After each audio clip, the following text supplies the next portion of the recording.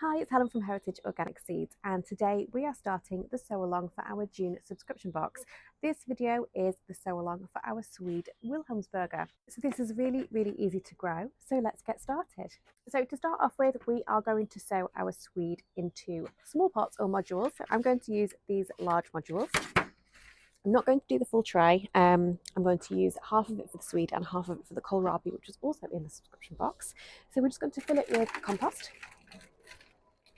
And I like to just rub the compost between my fingers just to get rid of any large lumps.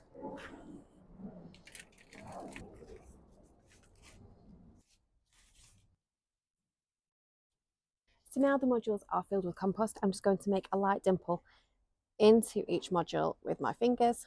It's not too deep at all, just a very light dimple. And then what we're going to do is sow 2 seeds per cell. Now that is just to make sure that both of them germinate. And then once the seeds germinate, we're going to remove the weakest seedling. So we're going to keep the strongest one. So the seeds are quite small, but they're not too small. I think they're still quite reasonably okay to handle. And so we're just going to pop 2 seeds per cell. So I'm just going to sow half of this tray with the Swede, and then I'm going to keep the other half for the kohlrabi. And so that just saves space as well, more than anything. And then we're just going to lightly cover those seeds with compost.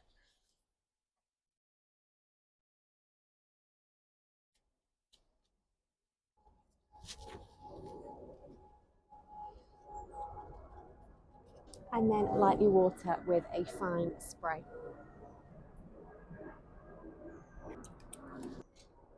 And pop our little seed label in so that we know what we've sown.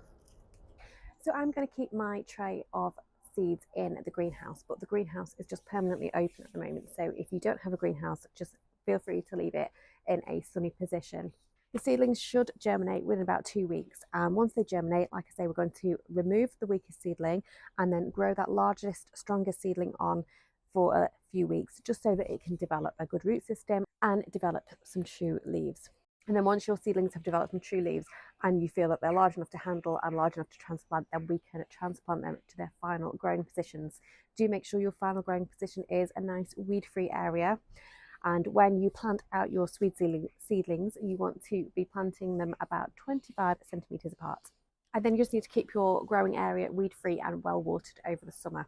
You might notice some of your leaves get nibbled by pigeons. If that happens and it's causing you a problem, then feel free to cover up your plants with some netting just to try and deter those.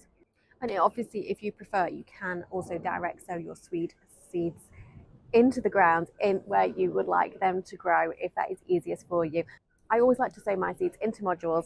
I just find it easier to be able to hop outside in the morning with my cup of coffee and just check over them. But I appreciate that a lot of people will prefer to direct sow, so that is absolutely fine as well. You can direct sow. So to direct sow your seeds, all you need to do is make a nice shallow drill in the soil, sprinkle some seeds into that drill, backfill with the soil, and then when the seedlings start to emerge, you just want to thin those out to about 25 centimetres apart. And it is exactly the same process. Keep the area weed-free and well watered all summer. And then your lovely tasty Swedes should be ready to harvest in the autumn. Do wait until after a frost to harvest your Swedes, because that just like parsnips, it will just help to bring out that flavour. So in the autumn after a frost, it will be perfect. I hope you've enjoyed this video. If you have any questions at all, please feel free to reach out to me. So I really can't wait to harvest my Swede in the autumn for some lovely comfort food. I'm just thinking homemade stews, homemade pasties. So I really hope you enjoy growing these, and more importantly, I hope you enjoy eating them when they're ready.